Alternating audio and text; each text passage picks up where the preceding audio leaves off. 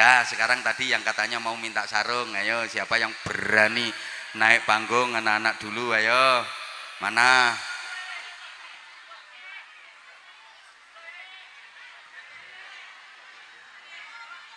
Sebentar, kalau nggak ditunjuk ya kamu sini nak, sini nak. Nah, sini sayang, kamu satu. Ayo sebentar. Kalau nggak ditunjuk jangan dong. Salim dulu sayang. Ah, pinter. Ayo sebentar. Ntar kalau yang cewek ada nggak yang cewek? Aku cewek tuwek gue. Kamu sayang, ya udah sini naik, nggih. Dah, dua dulu. Nanti kalau waktunya masih ada disambung. Halo halo halo. Sayang, kalau udah berani naik panggung, duduk dulu adik, duduk dulu. Kalau udah berani naik panggung sama abah, harus tegas, harus kendel, mentalnya dikuatkan, karena juga latihan mental. Kalau kira-kira nggak kuat mental, lebih baik nggak usah naik panggung. Oke? Lanjut apa turun lagi? Lanjut apa turun lagi? Lanjut. Bener. Nanti kalau nggak kuat mental tak suruh turun lagi, oke? Pegang sendiri mic-nya, jangan jauh-jauh dari mulutnya mic-nya. Ucapkan salam dulu ke jamaah. Assalamualaikum warahmatullahi wabarakatuh. Waalaikumsalam warahmatullahi wabarakatuh. Nggak boleh lemes nak, harus semangat. Namanya siapa? Arti. Pakai mic-nya didekatkan terus ke mulutnya, nggak usah diturunkan. Gini mic-nya terus gini, oke? Oke, kurang deket, mic-nya kurang deket. Nah, hadapnya sana, nggak usah hadap abah. Namanya siapa? Arti. Nama lengkapnya? Muhammad Ardiansyah. Muhammad Ardiansyah. Panggilannya Ardi. Iya. Alamat rumahnya mana? Kertas kerap. Oh, Getas Kerep sini.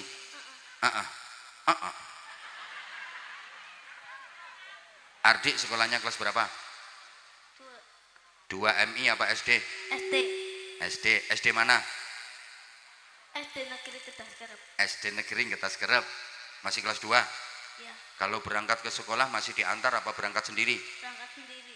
Pakai sepeda apa jalan kaki? Jalan kaki. Kemarin waktu Ramadan puasa apa enggak? Puasa. Penuh sebulan? Penuh. Penuh. Yang lain diem ya, saya nanyanya ke Ardi. Enggak pernah mokel? Enggak. Pernah. 1 kali. Enggak 1 kali. Enggak 1 kali. Ayo jujur, berapa kali mokelnya? 2. Hah? 2. 2. Ayo coba sekarang Ardi, kenapa waktu itu kok mokel? Enggak kuat. Rakuat. Kenapa rakuat? Jam berapa itu mokelnya? Pakai mic nak. Mokelnya jam berapa? 2. Jam 2. Apa yang dimakan pas mokel itu? Es sama apa? Nabati. Hah? Nabati. Es sama nabati. Bapaknya tahu kalau mokel? Tahu. Ibunya tahu? Enggak. Nggak ngomong sama ibunya? Enggak.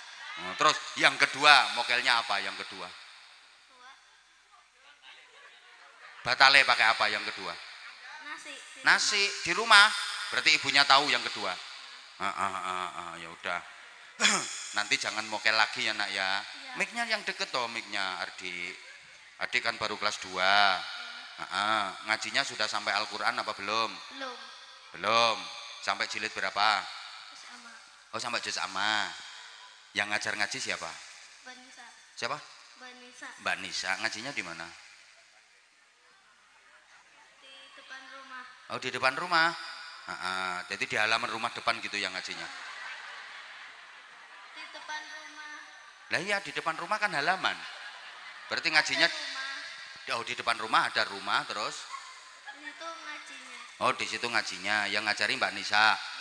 Pakai mic yang kencang tuh Ardi. Ardi nanti kalau udah lulus sekolah SD pengen mondok apa enggak? Pengen. Pengen, bener. Mondoknya di Jawa Tengah apa di Jawa Timur apa Jawa Barat? Jawa Tengah. Jawa Tengah. cita-citanya Ardi kalau udah besar pengen jadi apa? Presiden. Wah, ini calon presiden dari Tegal. Ya ndak apa-apa toh. Bagus pengen jadi presiden kok. Oke. Ya kalau pengen jadi presiden yang tegas, aja lemes kayak gitu. Yang lain diem. Ardi kenapa kok pengen jadi presiden? Biar apa? Biar apa nak? Yang lain diem. Jadi pemimpin. Biar jadi pemimpin. Tugasnya presiden itu apa nak?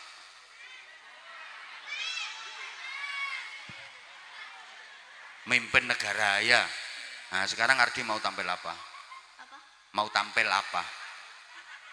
Kan yang bareng sama apa itu ada tampilnya, ada sholawatan, ada azan, ada ngaji Quran, ada nyanyi. Ardi mau tampil apa? Tadi kok ngacung-ngacung sini loh. Pengen apa Ardi? Sholawatan. Hah? Sholawatan. Pengen sholawatan.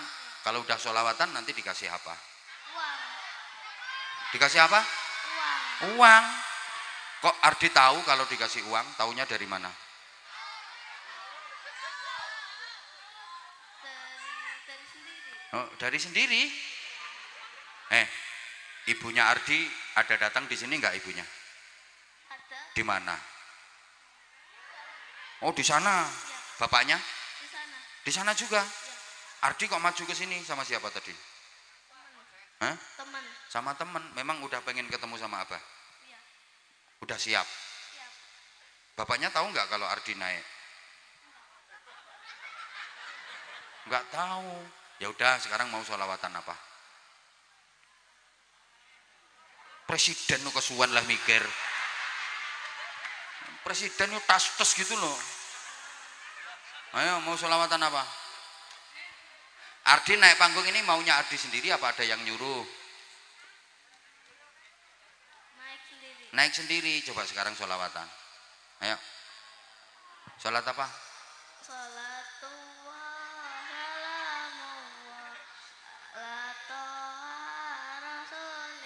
Ya udah, ayo itu sholawatan. Duduk dulu Ardi, duduk dulu. Adik sekarang, adik. Ayo salam dulu adik. Assalamualaikum warahmatullahi wabarakatuh. Waalaikumsalam warahmatullahi wabarakatuh. Adik namanya siapa? Siti Anissa Salsabila. Panggilannya? Anissa. Sekolahnya kelas berapa? Kelas 5. Kelas 5 SD apa MI? SD. Berarti tahun depan kelas 6 udah lulus. Rencananya mondok apa ndak Anissa? Mondok. Bener. Ya. Cita-citanya Anissa pengen jadi apa? Penceramah. Penceramah. Emang Anissa udah pernah ceramah? Udah. Udah pernah ikut lomba ceramah? Udah. Di mana? Kecamatan. Tingkat kecamatan. Dapat juara berapa? 1. Bener. Ya. Sama. Kalau Abah dulu sebelum ceramah profesional ikut lomba ceramah malah tingkat provinsi. Tapi juara 2. Soalnya pesertanya cuma 2. Berarti sekarang ini Anissa mau ceramah. Ya. Nah, berarti nanti cita-citanya pengen jadi penceramah. Ya. Kenapa pengen jadi penceramah? Karena ingin menyebarkan ilmu agama. Karena ingin menyebarkan ilmu agama. Itu bener, gue aja duit ae. Menyebarkan ilmu agama, betul itu. Coba sekarang Anissa ceramah. Ayo coba berdiri, ayo. Biar nggak lama-lama nanti waktunya. Ayo coba sekarang Anissa, ayo. Ini lo sing kendel kaya Mbak Anissa. Ardi. Ayo mulai Anissa, ayo.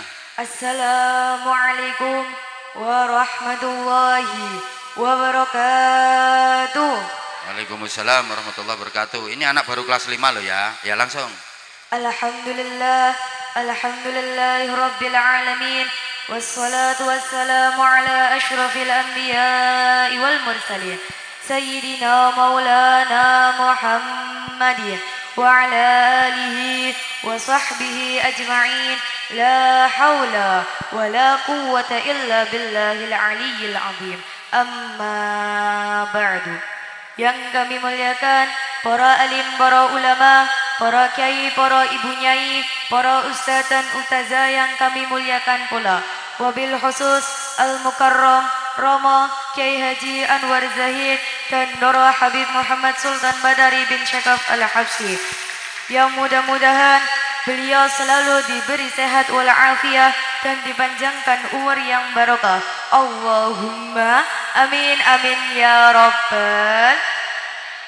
Dan tidak ketinggalan pula rekan-rekanku yang senasib seperjuangan, semuanya yang kami banggakan dan kami cintai, dan bapak-bapak, ibu-ibu yang kami hormati pula.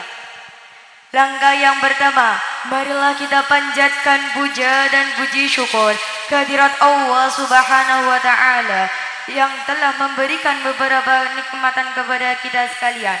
Salah satu nikmatnya ialah kita bisa bertatap muka, berkumpul, bermuajahah dalam acara halal bihalal keluarga besar Masjid Baitul Izzah Ketaskarap Talang Tegal.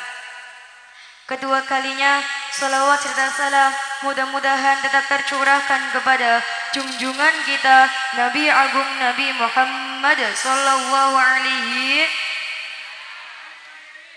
Nabi yang kita harapkan syafaatnya lebih-lebih besok di yaumil qiyamah. Semoga kelak kita akan mendapatkan syafaatnya. Allahumma amin amin ya rabbal. Hadirin rahimakumullah. Dalam kesempatan yang baik ini, izinkan saya akan menyampaikan tausiah yang berjudul Birrul Walidain. Hadirin rahimakumullah. Yang dimaksud birrul walidain di sini adalah berbakti kepada kedua orang. Ketahuilah sanya berbakti kepada kedua orang tua wajib hukumnya. Tak peduli orang tua kita siapa, bagaimana pekerjaannya dan kehidupan sehari-harinya. Pernahkah terbayang di benak kita bagaimana keluh kesahnya seorang ayah bekerja dari pagi sampai petang? Contohnya kuwi.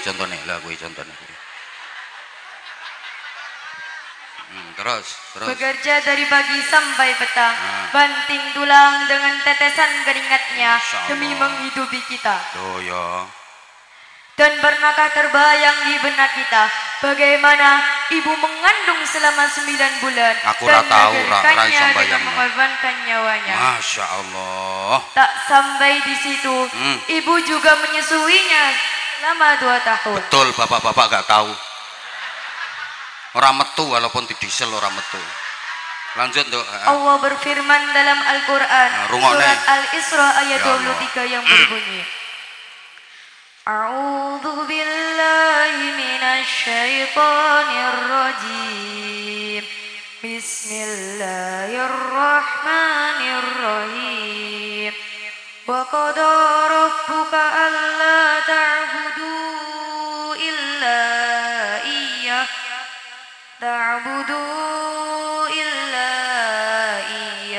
wa bil walidaini ihsana imma yablughanna indakal kibaru ahaduhuma aw kilahuma fala taqul lahumā uffin wala tanharhuma wa qul lahumā qawlan karīmā. Udah, sekarang Anissa.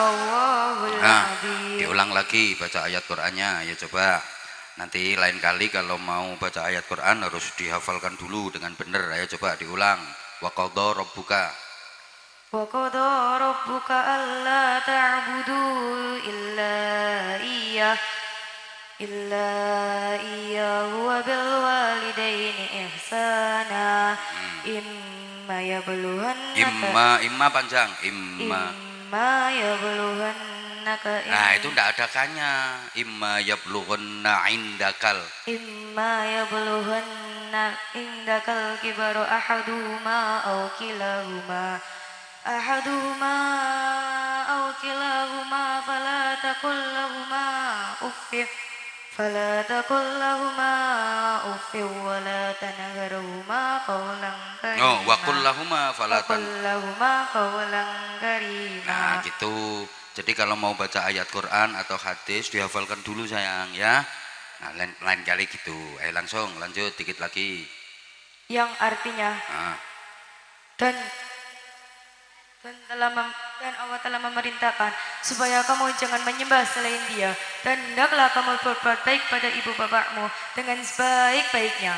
Jika salah seorang di antara keduanya atau kedua-duanya sampai berumur lanjut di pemeliharaanmu, Maka sekali-kali janganlah kamu mengatakan kepada mereka perkataan ah, dan janganlah kamu membentak mereka, dan ucapkanlah kepada mereka perkataan mulia. Hadirin rahimakumullah, betapa agungnya, betapa mulianya seorang ibu sampai-sampai Allah menurunkan surga di bawah telapak kakinya. Betul, enggak di bawah telapak kakinya bapak, kapal tok. Ibu, betul ibu, masya Allah, bener sayang. Lanjut. Sungguh sangat celaka yang mendapati kedua orang tuanya yang masih hidup tapi tidak berbakti kepada mereka sehingga tidak bisa mengantarkan dirinya ke dalam surga. Na'udzubillah min. Ingatlah bahwa keridhaan Allah ada pada orang tua, kemurkaan Allah ada pada murka orang tua. Hadis riwayat Tirmidzi. Dah ditutup sayang, ditutup. Sekarang penutupan, langsung penutup. Demikian yang dapat kami sampaikan. Mohon maaf atas segala ucapan dan kata-kata dari saya. Wallahul muwaffiq ila aqwamit thoriq. Wassalamualaikum warahmatullahi wabarakatuh. Waalaikumsalam warahmatullahi wabarakatuh. Belajar terus Anissa ya. Nanti mondok ya sayang ya. Pengen mondok kan? Pengen. Iya, kalau jadi penceramah harus ngaji dulu. Bisa ngaji dulu baru ceramah. Jangan ceramah dulu baru belajar ngaji, kacau nanti, kacau. Terus kadung ceramah kemana-mana baru belajar ngaji. Akhirnya yang disampaikan salah, baca ayat Qur'annya salah, baca hadisnya salah, kacau nanti, bingung ke wong akeh. Ngaji dulu baru ceramah. Tuh ya sayang ya. Tapi nggak apa-apa, belajar kayak gini, latihan, biar kuat mentalnya. Kamu kok diem? Ya, tak kasih sarung. Mana sarungnya? Mana? Oh ya ini. Ini. Sarungnya cap apa, Anissa? Cap mangga dong. Mangga udah mendunia. Nah, ini yang dikasih sarung sama apa? Mesti ada kata-katanya. Kata-kata untuk sarung mangga bersama Anissa. Sarung cap mangga enak dipakai. Enak memang, nggak usah bayar. Enak dipakai, sarung cap mangga enak dipakai. Dah, nih, dah tak kasih air. Dua. Dua ditambah sarung itu jadi 3. Pikirane. Dah belajar sayang ya, belajar. Pinter. Nih sama-sama yang pinter nak. Kamu berdiri nak, berdiri. Kamu minta sarung apa ndak? Hah? Gak usah lah. Minta sarung. Mau dipakai apa sarungnya? Bener. Dipakai sendiri apa dikasihkan bapak? Pakai sendiri. Sarungnya gede loh. Hah? Buat bapak. Ya nggak muat kalau dibuat bapak kecil. Ya udah nih tak kasih sarungnya cap apa? Mangga. Kayak Mbak Anissa tadi loh, pakai mic-nya deket langsung bunyi mangga. Ayo kata-kata harus bisa, kalau nggak bisa nggak jadi. Hadap sana, ayo sarung mangga, ayo. Sarung mangga dipakai enak. Sama kayak Mbak Anissa, yang lain nggak boleh sama. Ayo ganti. Ayo, yang lain diem. Ayo, sarung mangga, ayo. Sarung mangga dipakai hangat. Tadi enak, sekarang ganti hangat. Apalagi campur jahe. Nambah sarung mangga dipakai hangat. Yes, pokoknya kalau pakai sarung mangga hangat. Sarung mangga, sarungnya Abah Anza, sarungnya keluarga Indonesia.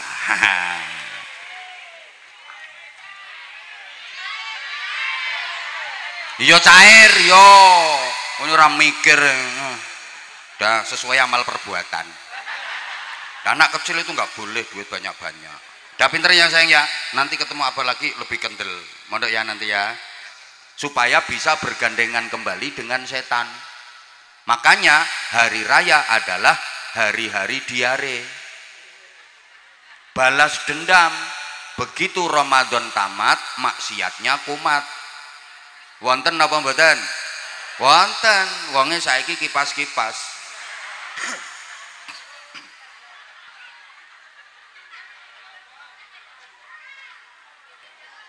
Begitu Ramadan selesai, ibadahnya prei. Kemarin Ramadan sholat malam, taraweh dan witir. Sekarang sholat malamnya terus nopo prei. Itulah getas kerep.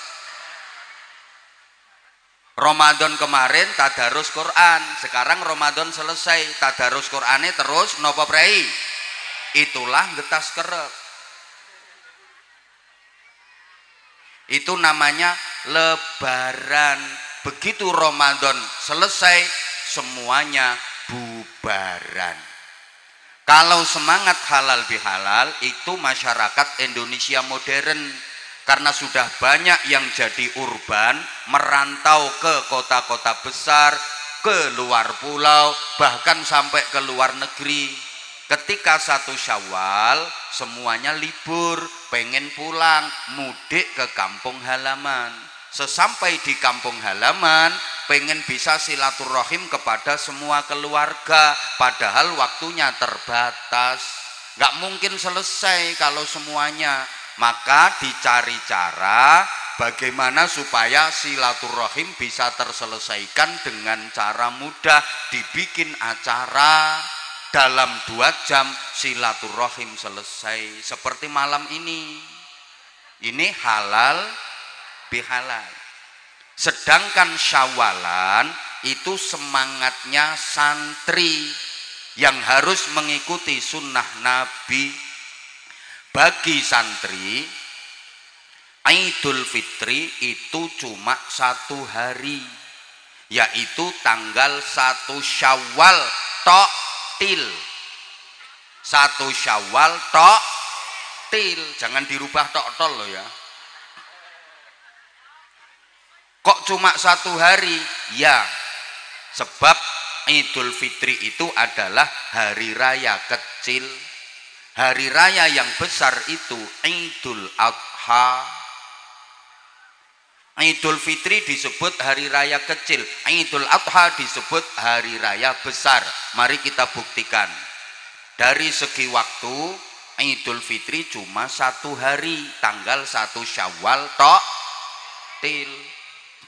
Idul Adha 4 hari, yaitu tanggal 10 Dzulhijjah ditambah 3 hari tasyrik, 11, 12 dan 13 Dzulhijjah. 1 dengan 4 lebih besar mana? Moh kurang semangat. 1 dengan 4 lebih besar 4. Makanya Idul Adha itu hari raya yang lebih besar. Dari segi pengorbanan, Idul Fitri cuma nyembelih ayam, Idul Adha nyembelih sapi. Ayam dengan sapi besar mana? Sapi. Makanya Idul Adha itu hari raya besar, Idul Fitri hari raya kecil.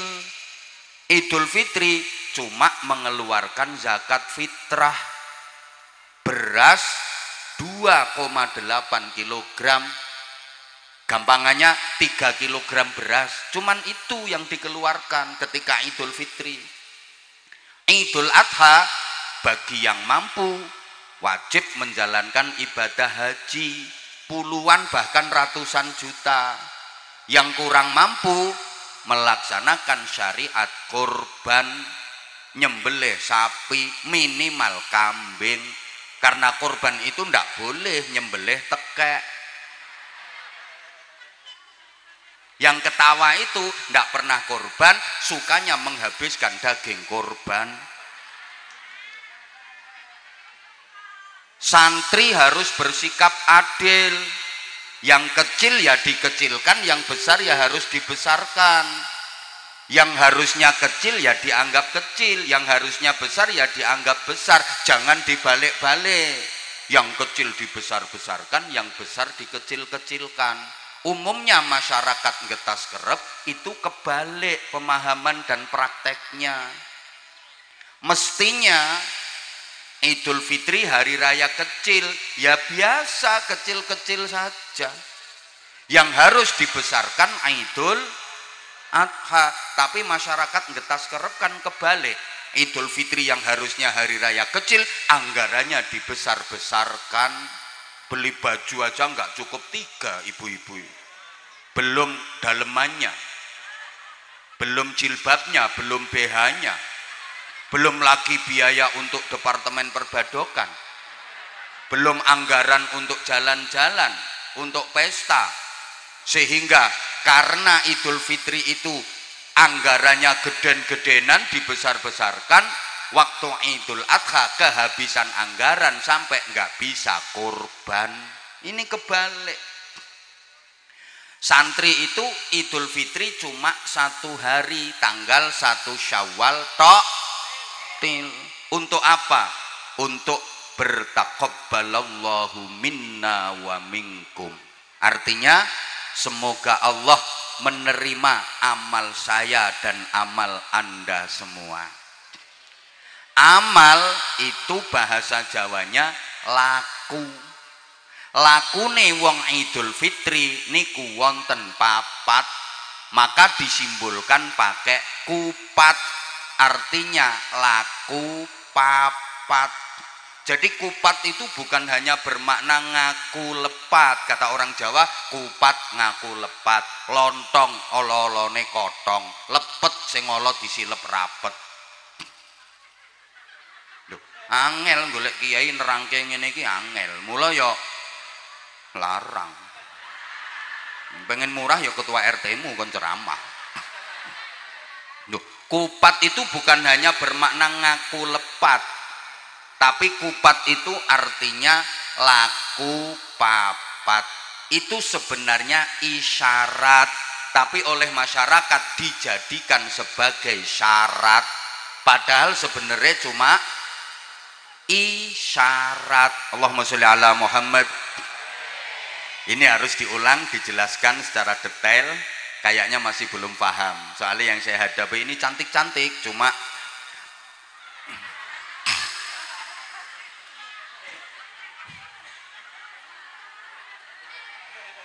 sebenarnya isyarat. Kupat itu laku 4, tapi oleh masyarakat dianggap syarat. Makanya sampai ada hari raya kupat. Betul? Para sesepuh kita dulu itu kalau ngajar anak cucunya, kalau didik anak cucunya sering pakai isyarat supaya mudah diterima. Kenapa? Karena waktu itu belum siap. Dikasih ayat Quran langsung, dikasih hadis langsung, belum siap. Bisa-bisa nolak nanti. Kalau tahu bahwa Quran dan hadis akan ditolak, jangan dipaksakan untuk disampaikan, dosa nanti. Wis ngerti nek ora nrimo kok dipaksa, malah dosa. Ini pengumuman, mumpung inget bapak-bapak misalnya istrinya cerewet, istrinya berani, itu belum bisa dinasihati pakai Quran hadis, Pak. Jangan langsung qala ta'ala, qala nabi. Akhirnya istri malah berani, istrinya nolak ayat Quran. Yang nanggung dosa siapa? Bapak sebagai suami udah tahu kalau istrinya begitu, dikasih ayat Quran, sehingga ayat Qurannya diprek. Saya ini kan tukang ceramah. Coba menurut Bapak Ibu, saya kalau di rumah di hadapan istri, saya yang nyeramai istri atau yang diceramai? Betul.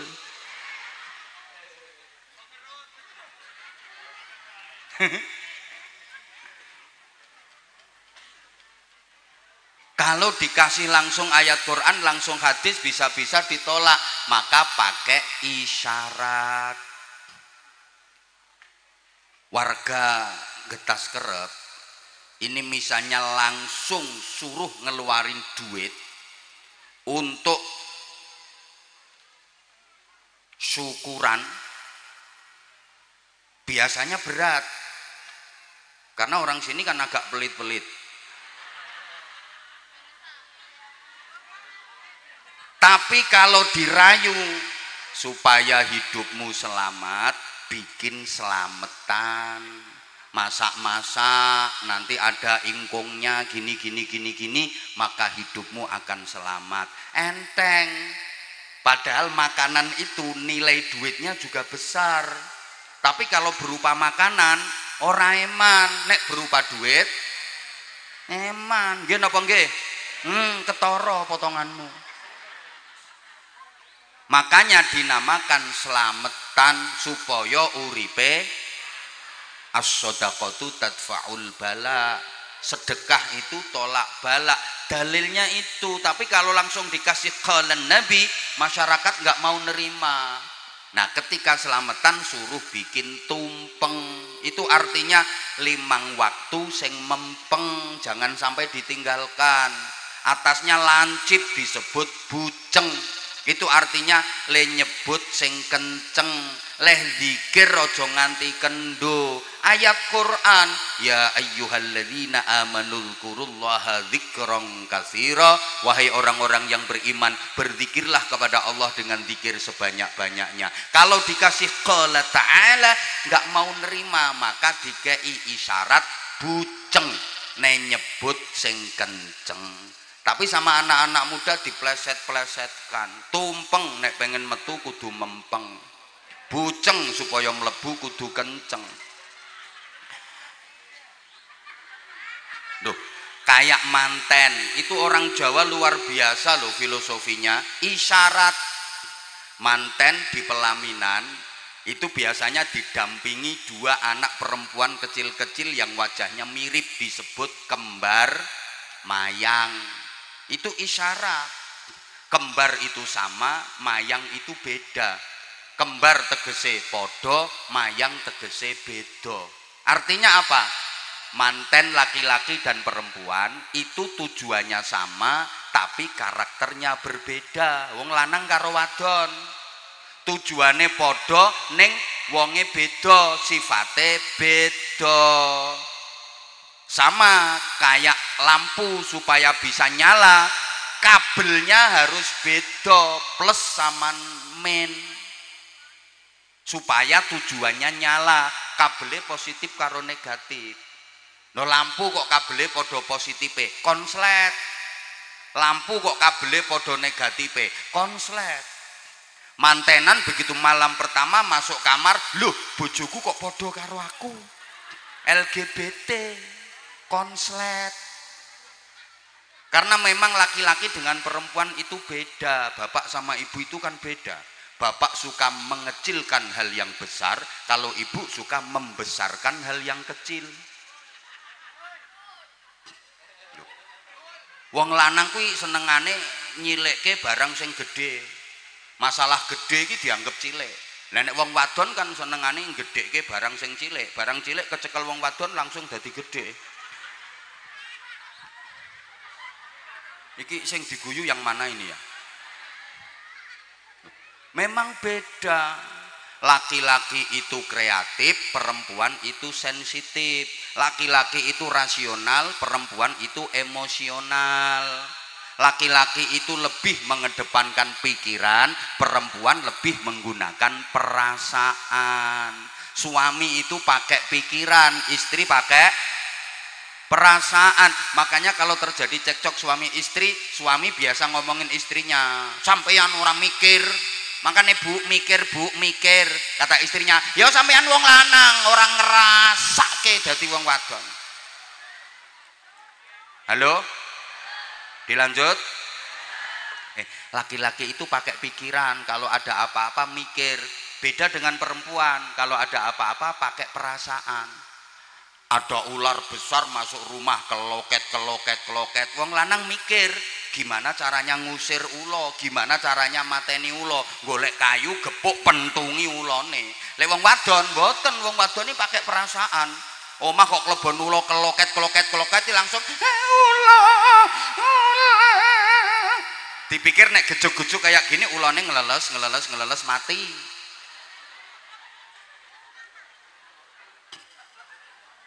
Halo, ibu-ibu misalnya lagi masak, kompor yang meledak,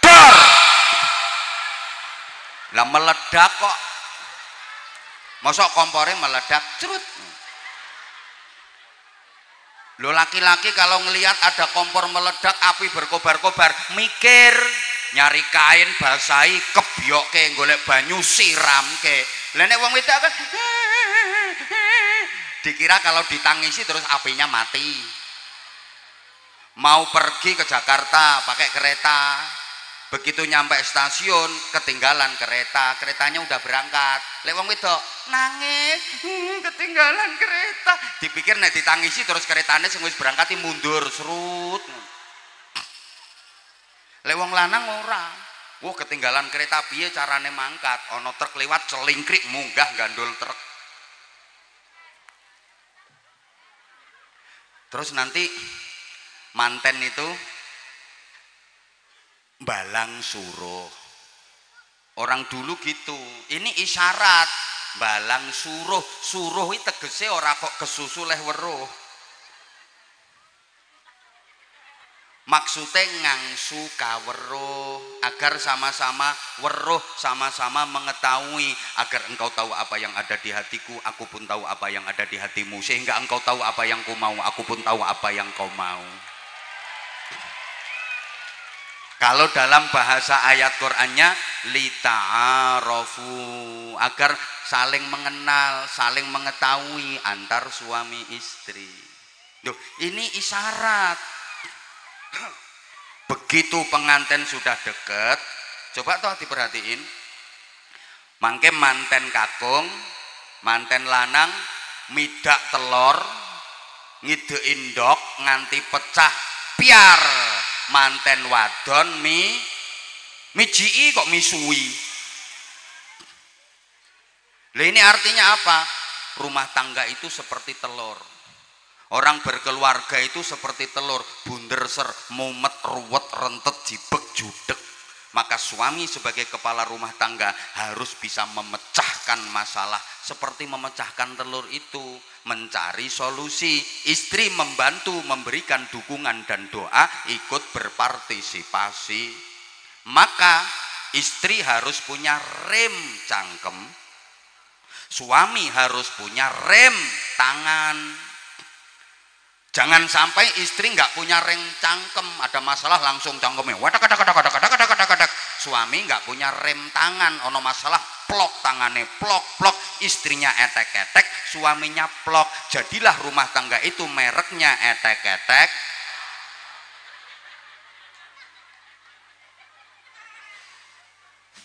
Nah sekarang kita kembali ke kupat yang di bawah. Mohon maaf ya, nggak usah pengen dengan yang dihidangkan di panggung.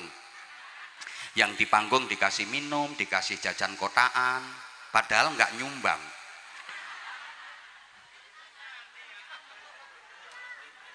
Ngertilah. Halo, bisa dilanjut? Oke, saya di sini cuma sebentar kok. Loh, nanti masih ada ceramah lagi. Kemudian saya juga mau geser, pindah tempat. Mohon izin, saya cuma 30 menit saja. Tolong yang nggak ikut nyumbang nggak usah rewel, nggak usah cerewet. Loh, kita ini orang Jawa, banyak filsafat dan isyarat-isyarat yang mempunyai hikmah dan ilmu yang sangat luas. Apa sampean malu jadi orang Jawa? Kenapa mesti malu? Malu karena pesek. Aku juga pesek, tapi kan manis. Di samping manis, laris. Emang harus jadi orang Eropa yang tinggi-tinggi, putih-putih, mancung-mancung. Allah menilai manusia bukan dari fisiknya kok. Gitu loh.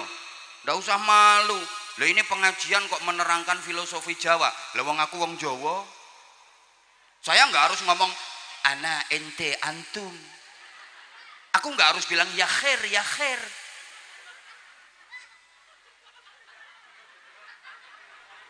Halo? Pesek bene. Cetakane Gusti Allah kok. Ngono lho, Bro. Nah, apa kupat laku papat bagi santri yang beridul fitri?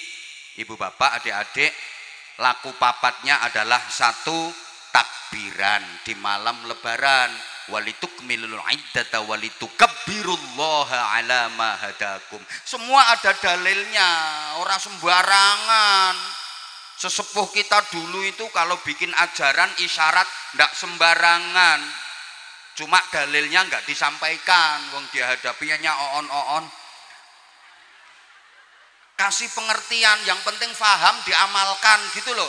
Apa artinya? Qul ta'ala qul nabi, tapi nggak bisa mengamalkan. Betul? Ngono. Ki alasane wong sing ora apal dalil. Ora usah guyu.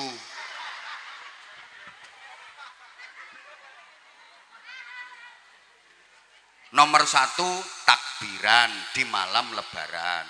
Yang kedua, bayar zakat fitrah sebelum sholat id. Yang ketiga, menjalankan sholat id. Yang keempat, silaturrahim.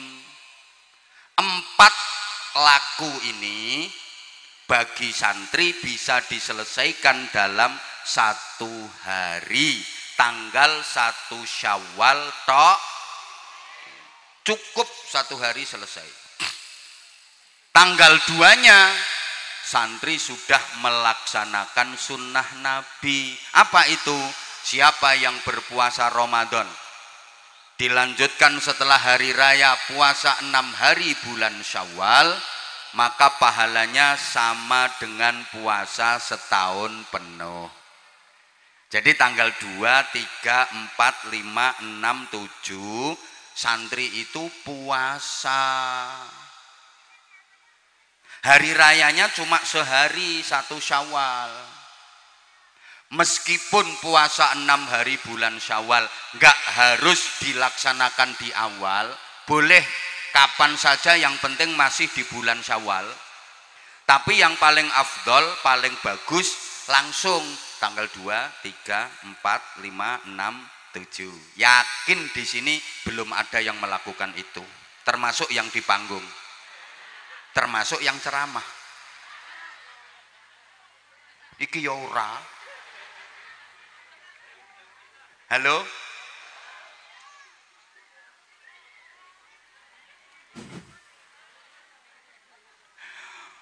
Udah Bapak Ibu jamaah yang saya hormati rahimakumullah. Bulan sesudah Ramadan yang sekarang ini kita jalani disebut Syawal. Secara bahasa, Syawal itu artinya berkembang dan meningkat. Kita harus meningkatkan kualitas diri, meningkatkan prestasi ibadah, meningkatkan iman dan takwa. Tandanya apa? Kalau kita benar-benar Syawal, dilihat kemarin warga Getas Kerep puasanya masuk jenis puasa ulo apa puasa uler? Halo? Ya Allah, aku rati gatekke. Untuk mengetahui kita itu berhasil Syawal apa tidak, meningkat apa tidak, dilihat dulu. Puasanya kemarin itu puasa jenis uler nopo puasa jenis ulo? Loh, uler sama ulo itu podo-podo poso, tapi hasilnya berbeda, endingnya berbeda. Ulo meskipun habis puasa dia sama sekali nggak berubah, nggak ada perbaikan. Namanya tetap ulo, wajahnya tetap ulo, bentuknya tetap ulo, modelnya tetap ulo, perilakunya tetap ulo. Soalnya ulo kuwi leh poso hanya sekedar melungsungi arep ganti kulit, awake tambah dawa tambah gede. Ada ibu-ibu Getas Kerep sini posone model ulo. Poso itu cuma arep melungsungi, ganti baju baru. Awake tambah gede, bukan peningkatan kualitas diri, tapi peningkatan berat badan. Sebelum Ramadan berat badannya 55 kilo, selesai Ramadan berat badannya 75 kilo. Wonten apa mboten? Wonten iki wonge kipas-kipas. Kudunge ireng.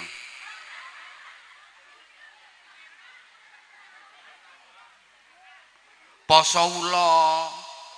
Habis makan sahur nggak langsung persiapan sholat subuh, melungker meleh wong ula.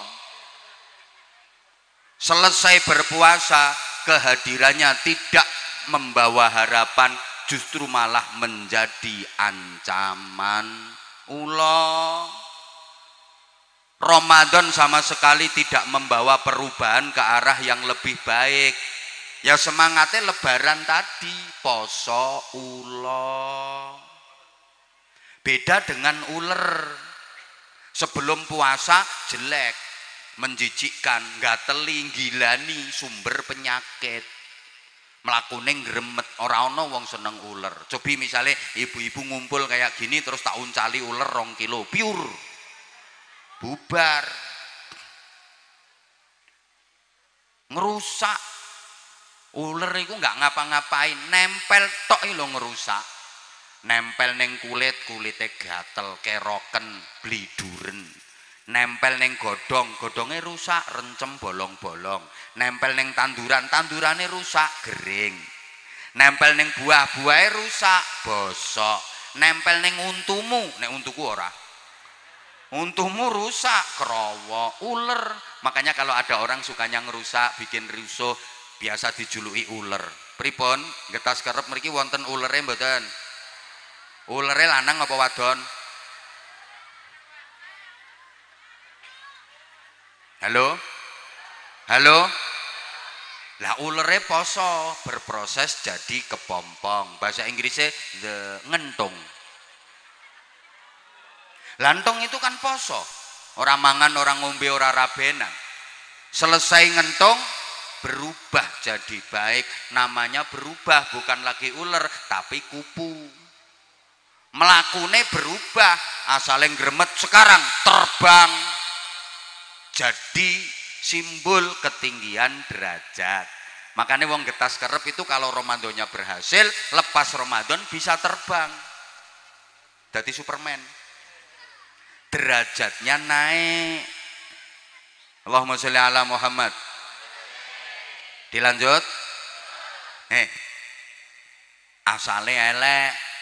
Selesai puasa berubah jadi cantik. Tadinya ngerusak, habis puasa manfaat, membantu proses pembuahan. Kembang wilo iso dadi buah dibantu kupu. Tadinya wah makannya sembarang, sing dipuangan sembarang kayak ngerusak. Selesai puasa mboten sembarang leh mangan, hanya sari-sari bunga, halalan thayyiban.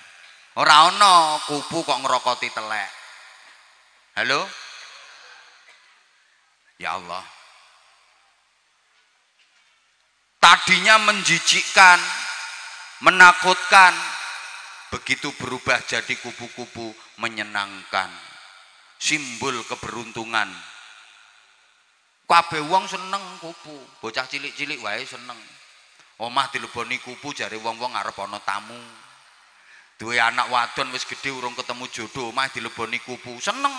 Lho nok, omahe dileboni kupu, jodohmu arep teko. Ning sabar ya nok, kupune rupane kok ireng.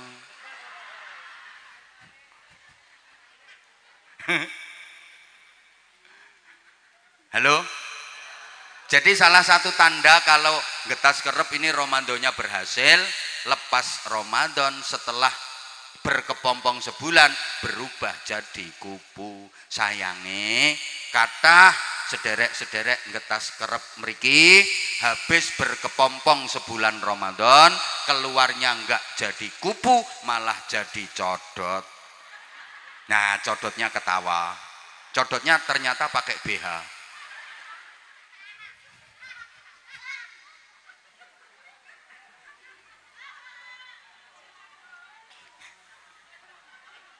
Allahumma sholli ala Muhammad. Masih ada waktu 10 menit. Iya. Bapak Ibu para jamaah, peningkatan di bidang apa yang kita hasilkan dari madrasah Ramadan. Setidaknya peningkatan di bidang takwa. Karena tujuan utama ibadah puasa Ramadan itu la'allakum tattaqun, agar kalian menjadi orang-orang yang bertakwa. Karenanya para jamaah yang saya hormati rahimakumullah, dalam kesempatan yang terbatas ini masih ada waktu 10 menit. Aku tahu kamu nggak mau aku tinggalin. Yuk ikut aku yuk. Saya akan menjelaskan secara singkat takwa sosial, takwa aplikatif, agar kita bisa tampil sebagai kupu setelah berkepompong sebulan penuh. Takwa sosial ini kalau bisa kita lakukan, insya Allah kita selalu mendapatkan rahmatnya Allah. Kita akan dimasukkan surga oleh Allah. Karena syarat masuk surga itu harus takwa. Bapak Ibu kalau baca Quran membicarakan surga, itu nanti endingnya uiddat lil muttaqin.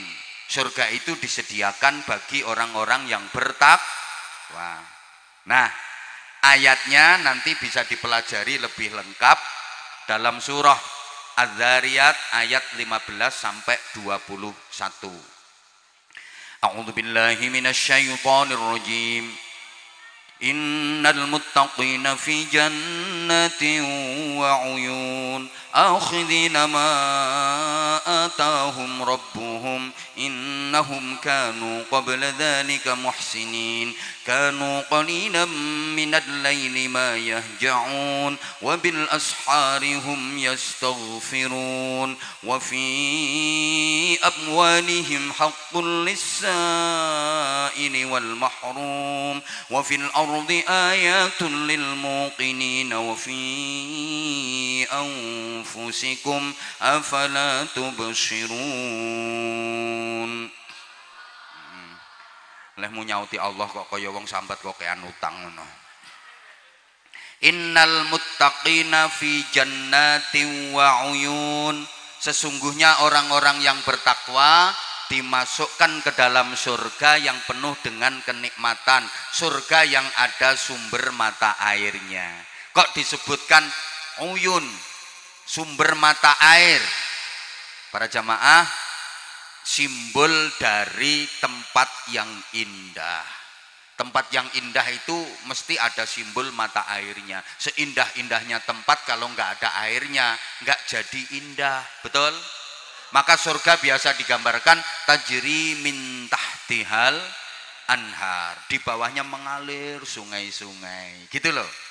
Bagaimana keadaan orang-orang bertakwa di surga nanti? Akhidina ma atahum rabbuhum. Mereka bebas mengambil, menikmati semua yang disediakan Allah untuk mereka di dalam surga. Jadi ahli surga itu bebas mengambil dan menikmati semua fasilitas di surga. Ini beda dengan Nabi Adam dulu. Nabi Adam dan Ibu Hawa dulunya kan ditempatkan di surga. Betul? Kok orang semangat ya? Betul? Sebelum dikeluarkan dari surga, Nabi Adam dan Ibu Hawa ditempatkan di surga, dipersilahkan menikmati semua yang ada di surga, tapi masih ada larangan, ada pantangan. Apa itu? Wala taqraba hadhihi syajarah. Tidak boleh mendekati pohon itu, syajaratul khuldi. Akhirnya Nabi Adam melanggar, mendekati, memetik, bahkan memakan buah dari syajaratul khuldi, kemudian dikeluarkan dari surga.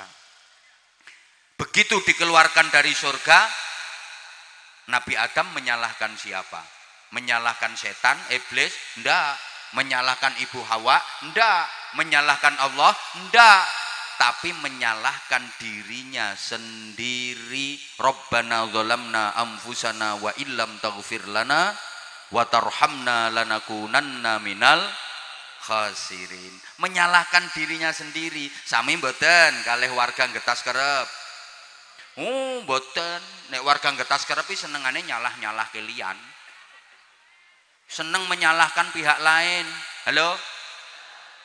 Orang Getas Kerep itu sukanya menyalah-nyalahkan orang lain. Coba sampean punya anak nakal, nyalahke awake dhewe napa nyalahke anak? Halo? Ya Allah, ibu-ibu punya suami ndablek, pelit, nyalahkan awake dhewe apa nyalahkan suami? Guru punya murid nakal, nyalahkan awake dhewe napa nyalahne murid? Kita umumnya suka menyalahkan orang lain. Jadi penceramah terus ora digatekke, ora diperhatikan sama jamaah, menyalahkan awake dhewe napa nyalahke jamaah? Nyalahne jamaah padahal ceramahe ora menarik. Yuk belajar dari Nabi Adam, menyalahkan dirinya sendiri. Kemudian taubat, evaluasi diri, taubat, akhirnya nanti balik lagi ke surga. Beda dengan iblis. Iblis gak mau menyalahkan dirinya sendiri. Iblis nyalah ke Nabi Adam, nyalah ke Ibu Hawa, nyalah ke Gusti Allah. Makanya iblis sampai kapanpun gak akan bisa balik ke surga. Nah, dari dua contoh tadi, iblis dan Nabi Adam, kira-kira Getas Kerep keturunan siapa? Keturunan siapa? Nah, kalau merasa keturunan Nabi Adam, ya harus mau niru Nabi Adam, mencontoh Nabi Adam. Kalau nggak mau niru Nabi Adam, berarti koncone.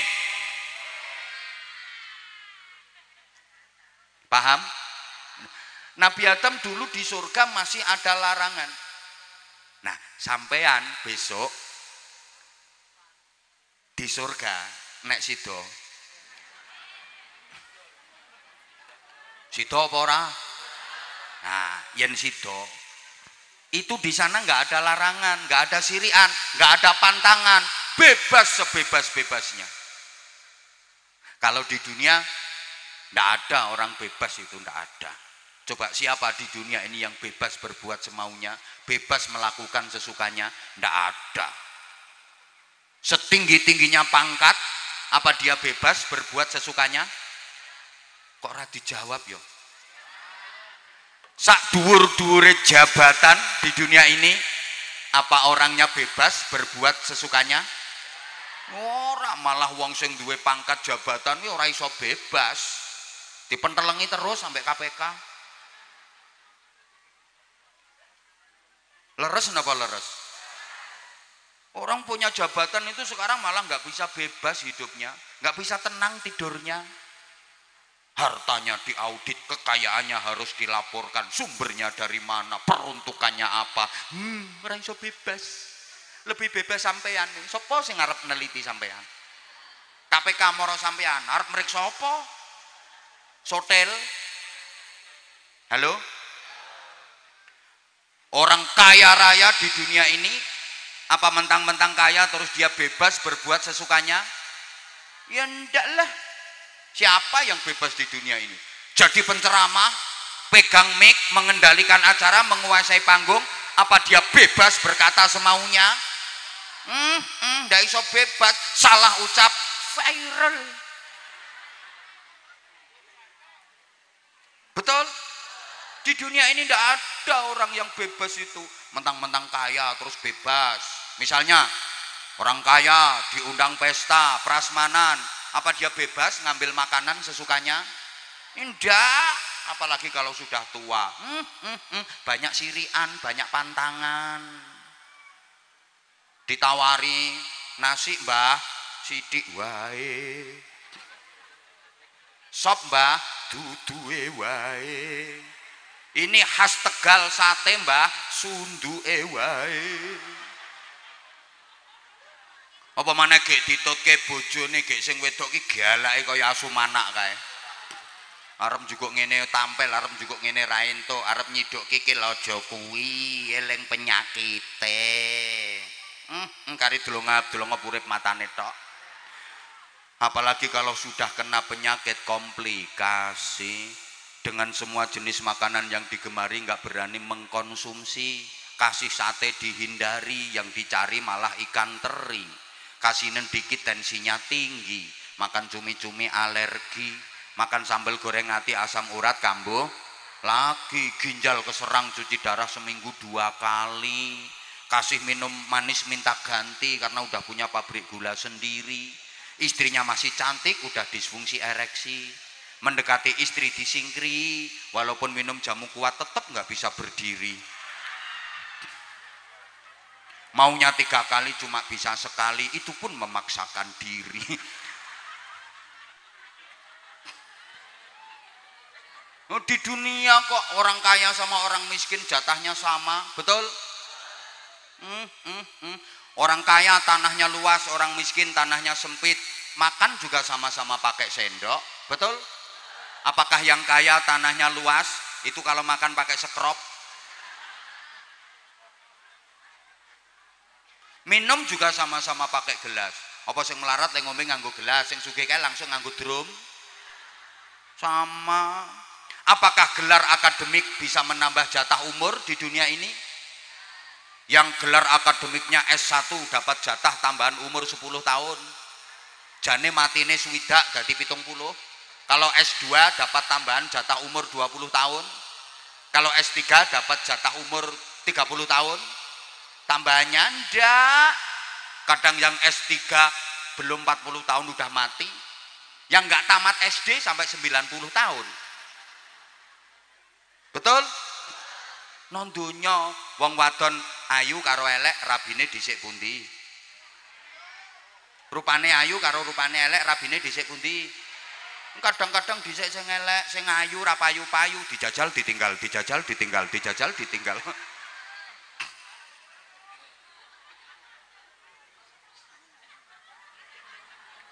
Donya kok. Yang kerja sama yang enggak kerja, jatah rezekinya banyak mana? Yang kerja sama yang enggak kerja, jatah rezekinya banyak mana? Kadang-kadang banyak yang enggak kerja. Orang yang kerja itu malah mencarikan yang enggak kerja. Betul? Loh, contoh sekarang aja loh. Yang kerja saya ceramah, jenengan enggak kerja. Ketoke aku disuguhi semene oke. Mana sempet. Arep mangan yo isin. Lah sampean yang ndak kerja, wis entek kabeh kuwi. Ini dunia.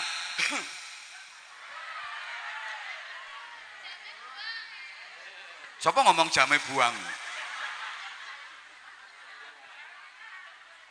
Saya tadi sempat berpikir, wah, saya ceramah itu udah lama. Tadi ada yang nanya, mulai tahun berapa, Bah? Ya saya ingat saya mulai tahun 2007, 2006, 2007 itulah. Udah hampir 20 tahun. Tak pikir ya masyarakat udah pada bosan sama saya. Begitu saya datang, ya Allah, ternyata jamaahnya masih berjubel.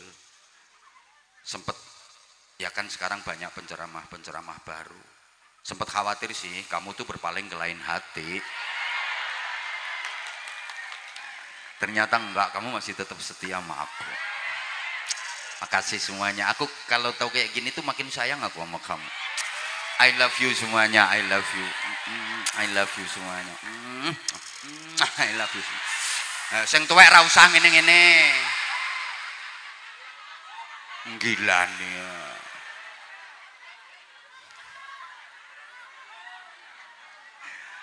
Nah, sekarang apa kriteria muttaqin? Kriterianya orang bertakwa, indikasi takwa sosial yang dijanjikan surga bagi mereka. Setidaknya ada 5. Ada berapa Bapak Ibu? 5. Yen wong Jawa wonten tembang lir-lir nika. Cahangon-cahangon penekno blimbing kuwi. Kenapa kok menek blimbing?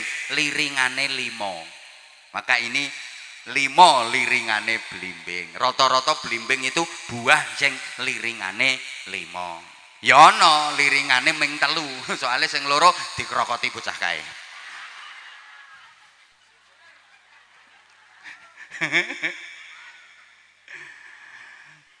Lima indikasi orang bertakwa sebagai takwa sosial.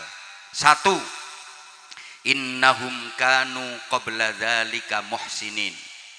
Mereka dulu waktu di dunia adalah orang-orang baik. Muhsinin, orang-orang yang berperilaku baik. Mereka sukses hidupnya. Karena orang sukses itu bukan orang yang berhasil mendapatkan apa yang diinginkan, tapi orang sukses itu adalah orang yang berhasil menjadi orang baik. Saya ulang, orang sukses itu bukan orang yang berhasil meraih apa yang diinginkan, tapi orang sukses adalah orang yang berhasil menjadi orang baik. Rawahu Abah Anza. Sukses itu bukan berarti berhasil mendapatkan apa yang diinginkan, tapi sukses itu berhasil mendapatkan kebaikan. Karena apa yang diinginkan, yang berhasil didapatkan belum tentu jadi kebaikan. Betul? Moga-moga faham. Lah muhsinin itu karakternya ada 3. Ali Imran 134. Alladzina yunfiquna fis sarra'i wad-dharra'i wal kadhiminal ghaidha wal 'afina 'anil nas. Ayat ini ditutup dengan wallahu yuhibbul muhsinin. Dan Allah sangat mencintai muhsinin, orang-orang yang berperilaku baik. Kita harus menjadi orang-orang yang dicintai Allah. Kita harus pandai merayu Allah agar Allah mencintai kita. Nah, karakternya muhsinin itu ada 3. Pertama, alladzina yunfiquna fis sarra'i wad-dharra. Orang-orang yang suka berinfak, suka menolong, suka membantu, suka bersedekah, baik di waktu sempat maupun di waktu sempit, di waktu longgar maupun di waktu rupek. Fisarra, di waktu sehat, di waktu kaya, banyak duit, waktu senang, bahagia, berinfak. Fiddarra, di waktu sempit, di waktu kepepet, di waktu sakit, di waktu miskin, sedikit duit, tetap berinfak. Halo? Ayo sampean jawab sedekah. Ngoten nggih? Di waktu sempat, di waktu sempit, di waktu longgar, di waktu rupek, duit banyak, duit sedikit, saat bahagia, saat susah, waktu sehat, waktu sakit. Itu muhsinin, orang bertakwa yang disediakan surga. Soalnya ono wong gelem sedekah ngenteni sakit. Nek sehat ora tahu selamatan, ora tahu sedekah. Bareng gering langsung selamatan, dibagek-bagekke tangga. Nganti tangga-tanggane padha niteni, kok wis suwe ya wonge ora gering. Bapak Ibu para jamaah, sedekah fis sarra, di waktu longgar gampang. Banyak orang yang bisa, memang mudah. Di waktu kaya, banyak duit, waktu bahagia, waktu seneng, waktu longgar, waktu sempat, sedekah. Orang gumun. Banyak orang bisa. Panen pelem, mangga-mangga kaya sarungku. Nanti tenang. Panen pelem dadi buahe gembel banget, didol ora payu, akhirnya dindum-dumke tangga. Orang gumun. Banyak orang bisa. jualan gorengan sak pirang-pirang didol ora payu, dindum-dumke tangga-tanggane orang gumun. Tapi fisarra, dalam keadaan kepepet, dalam keadaan duit sithik, dalam keadaan emergensi darurat, tetap mau bersedekah. Itu yang sulit dan itu yang luar biasa. Contoh, sampean umpama ndek duit 500.000 rupiah, duit sampean nyoming kuwi-kuwi tok, pancen potonganmu ya ora tau nyekel duit akeh. Loh, nek duitmu akeh orang ngira lungguhmu ndoprokno ngisor kono kuwi. Wong sing duwite akeh-akeh orang ngira gelem teko pengajian, ndongsong-ndongsong ngisor wit gedang. Kayak sing duwe perusahaan, sing duwe pabrik, duwite miliaran, ora bakal rawuh no pengajian kene, nggih napa nggih? Sing tekono kene iki melarat kabeh. Lho, mulane swarga ki sing akeh isine wong melarat-melarat ngene iki. Iki jenenge melarat bangga iki ya iki. Lho mula jenengan lek tak ilokke duwite ora pati akeh aja nesu wong faktane yo ngono tenan. Wong sing duwite akeh-akeh ora ngira gelem pengajian terus ndoprok sesek-sesekan mambu kelek kecut mambu untut ngono kuwi. Nggih napa nggih? Lah iya iki melarat kabeh. Yo, nek omongan saya salah monggo silakan dibantah sekarang tak enteni. Ayo berdiri sing duit akeh. Aku duitku akeh, 3 triliun. Langsung aku dadi anak buah sampean. Aku tak kerja nang gone sampean. Ayo ndi? Mulane gak keliru aku gawe contoh, umpama sama ndedit ming 500.000. Ya kuwi tok duitmu wis akeh menurut sampean. Ndak ada yang lain. Sampean lagi punya kebutuhan yang sangat penting dan mendesak. Duit-duit yang ming kuwi 500.000 kuwi. Kuwi wae kurang-kurang kanggo kebutuhane sampean. Terus ana tangga mara sampean utang. Wantun ngeculke mboten? Mikir. Berani ngelepas napa mboten?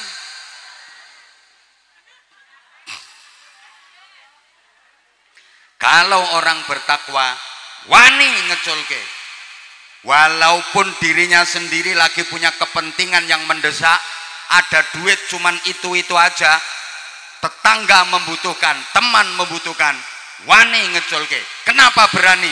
Karena yakin dengan jaminan Allah pasti akan diganti oleh Allah dengan ganti yang lebih baik dan lebih banyak. Amin nopo. Orang meyakinkan. Loh. Makanya sampean kalau diberi sesuatu sama orang itu pertama disuruh terima kasih, matur. Yang kedua suruh mendoakan. Doanya gimana? Jazakumullahu khairan katsira. Mudah-mudahan Allah membalasmu dengan balasan yang lebih baik dan lebih banyak.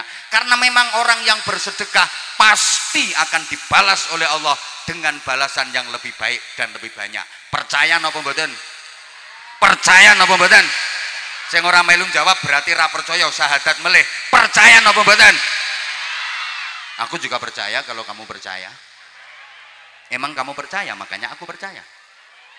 Cuma gini, banyak orang yang percaya sama Allah tapi enggak berani menaruh kepercayaan penuh kepada Allah. Iki nek ora dijelaske ya ora paham. Wong kene ki ayu-ayu tapi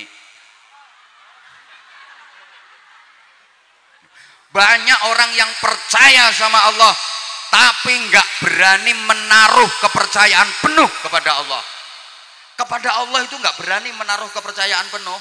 Masih khawatir, ya ini tak percayakan sama Allah, duitku tak lepas, tapi nanti balik apa enggak ya?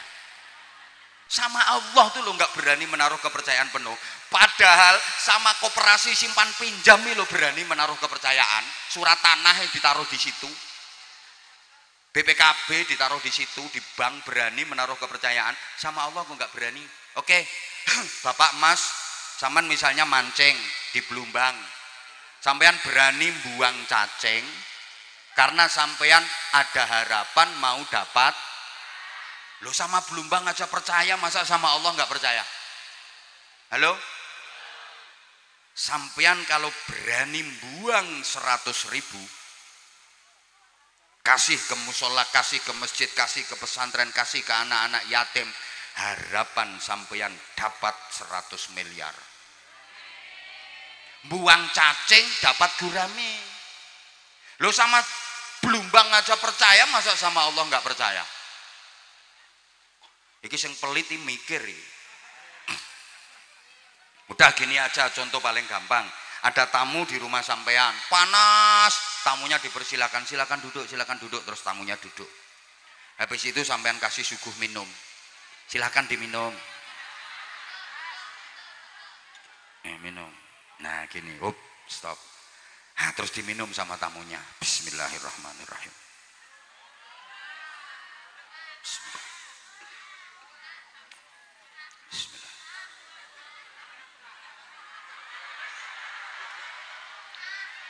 Saking hausnya, tamu minum itu koret-koret sampai tetes terakhir.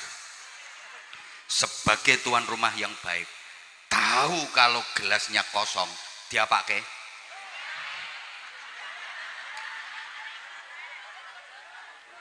Pon, dijoki meleh bahkan lebih banyak. Allah juga gitu.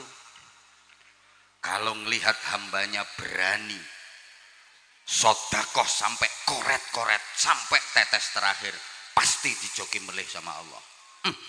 Itu Anwar Zahid. Lah sodakoh nganti koret-koret, tak joki meneh sing luweh apik, luweh okeh. Lah itu sambil kerep kok pelit banget. Getas kerep.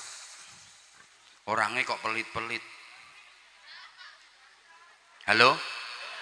Halo? Berani mboten jenengan? Hoi. Berani sedekah mboten? Pasti diganti Allah dengan ganti yang lebih baik dan lebih banyak. Oleh karena itu, ini ada Departemen Pengemisan untuk masjid nggih. Untuk masjid nggih. Nah, ini ada untuk masjid.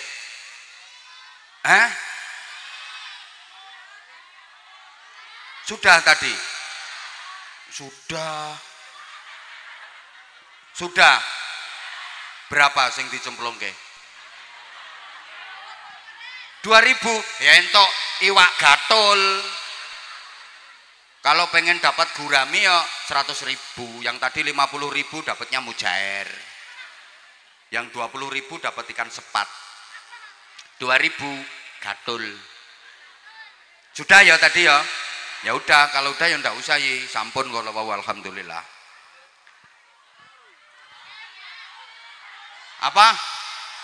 Loh, bentar toh, ini belum selesai materinya kok. Yang kedua, kan muhsinin itu kriterianya 3. 1, yunfiquna fis sarra'i wadh-dharra. Yang kedua, wal kadhiminal ghaidha. Ayat ini kan biasa dibaca kalau ada acara halal bihalal. Mampu menahan amarah, iso ngampet kanepson, ora nesuan, tidak jadi pemarah, pembenci apalagi pendendam, tapi jadi punya kesabaran yang tinggi. Itu tandanya muhsinin, mampu menahan amarah, mempunyai kesabaran yang tinggi. Kenapa kita harus sabar dalam hubungan sosial bermasyarakat? Bapak Ibu para jamaah, kita berbuat baik kepada orang itu belum tentu dibalas dengan kebaikan, betul? Kayaknya pengalaman. Ngapii wong urung karuan dibales apik karo wong kuwi. Nggih napa nggih? Kadang diwapiki ra karuan balese nang kita elek. Wonten napa mboten? Wonge teko. Ketoke kudunge coklat.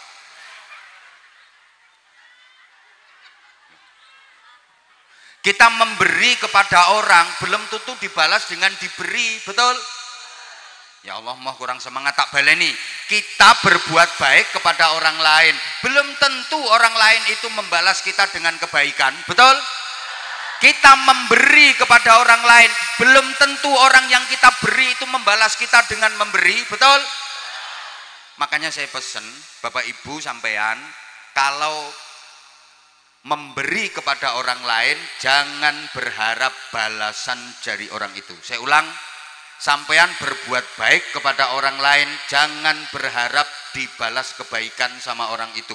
Sampean memberi sesuatu kepada orang lain jangan berharap dibalas diberi oleh orang itu. Kalau sampean berharap balasan dari orang itu, siap-siap kecewa, siap-siap sakit hati. Ada guru ngajar muridnya, berarti itu guru memberi ilmu kepada muridnya, betul? Lah kok gurunya berharap balasan dari muridnya, pasti gurunya kecewa. Karena nggak mungkin muridnya bisa membalas. Paham? Ya Allah, kayaknya kok ora paham ngono kayaknya. Guru ngajar muridnya berarti guru memberi ilmu kepada muridnya. Lah kok gurunya berharap diberi ilmu oleh muridnya? Kecewa, sakit hati, nggak mungkin muridnya bisa membalas. Orang tua membiayai anaknya di bidang pendidikan, sekolah, mulai pos PAUD, PAUD, playgroup, TK sampai perguruan tinggi sampai sarjana lengkap. Kok orang tua berharap balasan dari anaknya, pasti kecewa. Betul? Saya memberikan ceramah kepada sampean semua, kok saya berharap balasan ceramah dari sampean semua? Kecewa saya, nggak mungkin.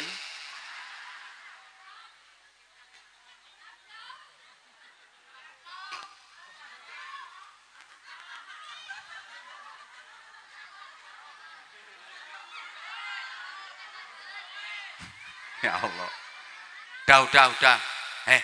Pokoknya kalau kita memberi kepada orang lain jangan berharap dibalas dengan diberi, karena manusia itu selalu ada 3 level. Kalau dalam surat Fatir itu, tsumma awrathnal kitaba alladzina astafaina min ibadina faminhum zalimun li nafsihi wa minhum muqtasid wa minhum sabiqun bil khairati biiznillah.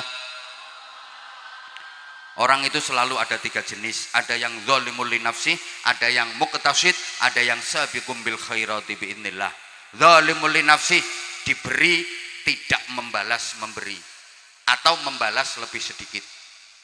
Muqtasid, diberi membalas sama, timbal balik, lung tinulung.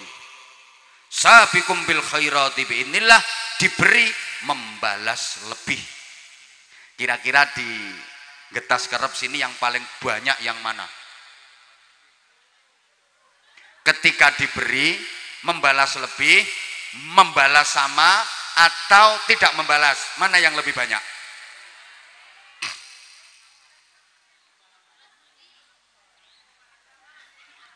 Oke, langsung dijelaskan daripada nggak ada yang jawab, main jawab bingung. Yang paling sedikit itu yang membalas lebih, itu paling sedikit. Maaf, zalimul li nafsih paling banyak. Wong masyarakat kita itu kayak tumpeng itu loh, kayak tumpeng. Paling bawah itu paling ombo dewe, paling gede dewe, sing tengah tanggung, dhuwur dewe lancip niku paling sithik. Dadi sing lancip paling sithik niku sabiqum bil khairati biiznillah. Sing tengah-tengah kuwi muqtasid, sedengan. Sing paling ombo ngisor dewe paling akeh kuwi zalimul li nafsih. Maaf. Halo, yang paling membutuhkan kesabaran ekstra itu menghadapi orang yang zalimul li nafsi, diberi membalas lebih sedikit atau bahkan tidak membalas sama sekali. Ini yang membutuhkan kesabaran ekstra. Paling enak itu menghadapi orang yang sabiqum bil khairati biiznillah. Ketika diberi dia membalas lebih. Siapa itu? Orang tua, terutama ibu. Ibu kalau diberi sama anaknya, ibu pasti akan membalas lebih. Karena memang ibu ke anak itu hanya memberi, tak harap. Kan ada lagunya, ibu ke anak itu hanya memberi, bagai sang surya. Maka ada peribahasa, cinta ibu sepanjang jalan, cinta anak sepanjang galah kedawan kilan.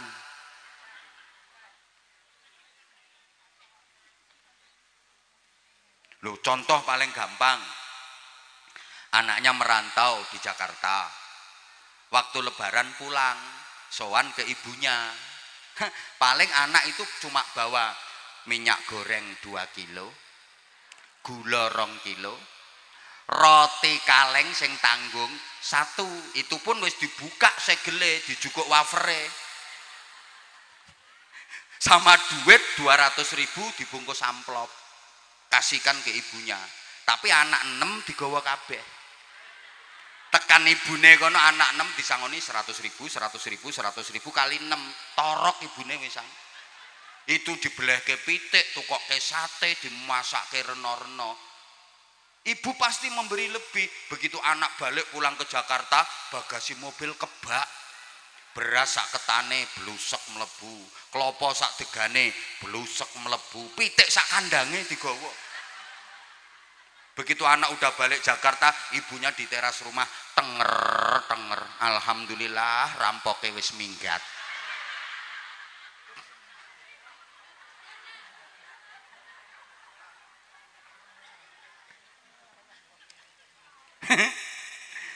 Ada yang muktasid, membalas sama ini dengan teman, dengan tetangga.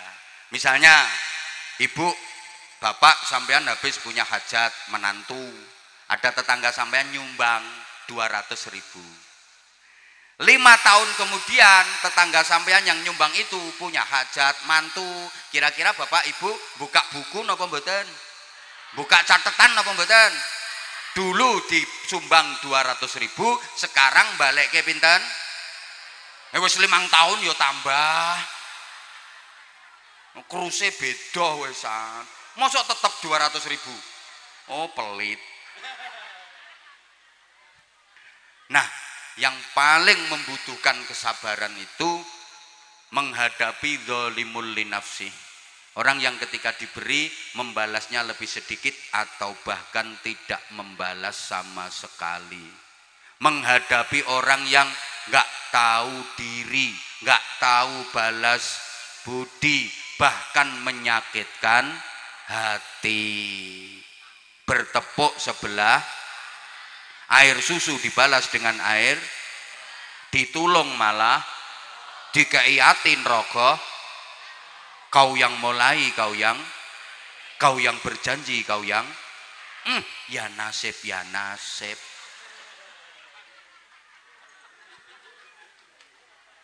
Ada orang seperti itu, kayaknya di Getas Kerep banyak deh. Disumbang ping 5 balike ming 1. Wonten mboten? Ngono, wonge saiki nganggo kudung warna pink.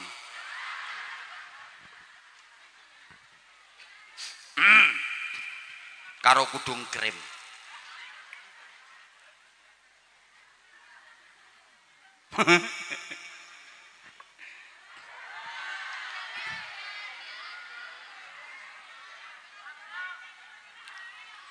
Kok rewel toh? Omahmu ngendi engko tampiri tak ceritani dhewe. Nah, sekarang yang kedua, kalau tadi nomor 1 muhsinin. Yang kedua, kanu qalilam minal laili ma yahjaun. Mereka orang-orang bertakwa yang dijanjikan surga di waktu malam tidurnya sedikit. Kalau malam tidurnya hanya sedikit. Kok malam tidurnya sedikit? Bukankah Allah menciptakan malam untuk tidur, untuk istirahat, siang hari untuk kerja, cari maisha? Wa ja'alnal laila libasa wa ja'alnan nahara ma'asha. Memang Allah menciptakan siang hari untuk cari maisha, malam hari untuk beristirahat. Tapi kalau kita memang benar-benar ingin bisa sampai ke surga, untuk bisa sampai ke sana butuh biaya yang banyak, modalnya banyak. Kalau hanya mengandalkan amal biasa kurang, maka kita harus berani melakukan amal lembur malam hari. Mudah-mudahan paham. Kayak bapak ibu misalnya sampean lagi butuh duit banyak, lagi butuh biaya banyak. Kalau mengandalkan hasil kerja, gajian tidak cukup, ditawari lemburan. lemburan dengan gaji lebih besar. Purun apa purun? Ya mesti purun. Lah kita ini butuh ke surga, butuh pahala banyak, butuh amal banyak. Kalau mengandalkan amal normal biasa, rasa-rasanya berat untuk bisa sampai ke sana. Kurang. Maka kita ditawari amal ekstra, lembur malam hari. Kok kayaknya berat gitu. Apa amal ekstra lemburan malam hari itu? Paling boten ada 3. Pertama, wa minal laili fatahajjad bihi nafilatan lak asa an yab'atsaka rabbuka maqaman mahmuda. Dan dari sebagian malam bertahajudlah sebagai tambahan amal untuk mendapatkan pahala ekstra agar kalian ditinggikan derajatnya oleh Allah Subhanahu wa taala. Warga Getas Kerep kalau malam hari waktu tidur biasanya tengah wengi, lewat tengah wengi ngelilir, nggih. Nggih. Ngopo? Nguyuh. Bareng nguyuh langsung sholat. Mboten. Ngopo bareng nguyuh? Turu. Ya Allah, berarti Getas Kerep ya ora cara cewek nggih. Lah bareng nguyuh langsung turu. Ih, ayu-ayu padha kepet. Gila nih. Coba apalagi yang sudah sepuh, mohon maaf. Kalau malam tidur 8 jam penuh utuh, ndak mungkin kuat. Jam 9 turu bangun-bangun jam 5 nggak mungkin bisa tanpa terbangun. Kenapa? Karena merasa sudah cukup. Kalau nggak gitu kepuyuh, kebelet kudu pipis gak iso ngampet. Pasti itu kalau udah di atas 60 tahun. Nggak mungkin. Dalam keadaan normal berangkat tidur jam 9, bangun-bangun jam 5 tanpa ngelilir, nggak mungkin bisa. Kenapa? Merasa sudah cukup. Kalau nggak gitu ya kebelet kudu pipis, mesti bangun. Itu memang teguran dari Allah. Kalau usiamu sudah segitu, malam itu pasti dibangunin sama Allah. Maunya Allah disuruh mendekat sama Allah, disuruh tahajud. Lah wong Getas Kerep kok meng the piece of the cur. Bahasa Inggris. Nek wong lanang iki bahasa Inggrisnya piece of the cur. Nek wong wedok piece of the chest. Ya memang suaranya beda kok. Wong lanang yo cur keracak-keracak-keracak. Wedoknya yes.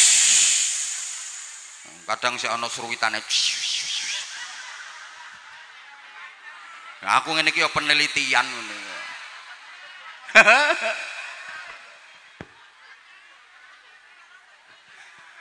Yang kedua, wes. Apa wes sing diguyu kok. Yang kedua, yatluna ayatillahi ana al-lail. Lemburan amal malam hari yang kedua, baca ayat-ayat Allah di keheningan malam, maca Quran. Syukur-syukur iso angen-angen sak maknane kok sak mangane. Halo? 1 tahajud, 2 baca Quran. Yang ketiga, zikir wengi engkang suwe. Itu 3 amal lemburan. Bukankah kemarin Ramadan sudah dilatih?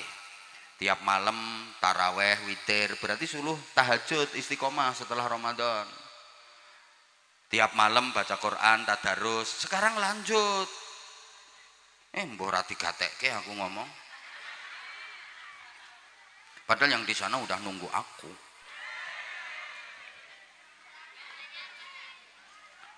Yang ketiga, makanya yang ketiga, wabil ashari hum yastaghfirun. Dan di waktu sahur mereka pada beristighfar. Orang bertakwa yang dijanjikan surga itu bangun tidurnya sebelum subuh. Karena waktu sahur mereka banyak-banyak beristighfar. Wong takwa kuwi turune dhisik tangine gasik. Bareng turune dhisik tangine. Bangun tidur jangan nunggu ditegur sama muadzin.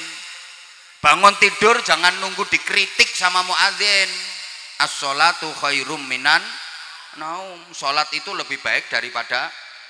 Nah, itu kan bangun tidur nunggu diobrak-obrak sama muadzin.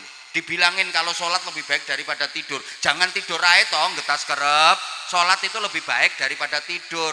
Soalnya rata-rata ngetas kerep itu punya anggapan tidur lebih baik daripada sholat. Buktinya kalau mendengar as-sholatu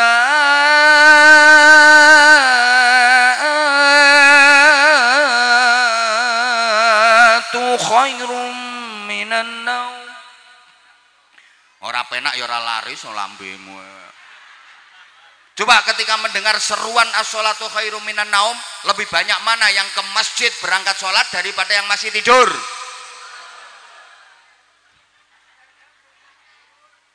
Makanya besok azannya di sini rubah saja, an-naumu khairum minas.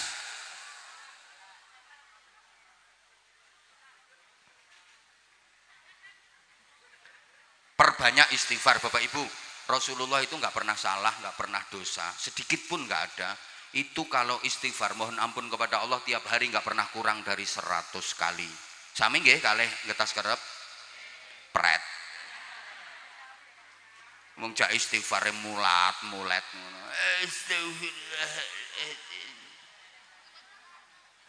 Nah, ini ada hadis sahih Rasulullah yang bersabda, kita dianjurkan untuk istiqomah baca Sayyidul Istighfar. Namanya aja Sayyidul Istighfar, ratunya istighfar.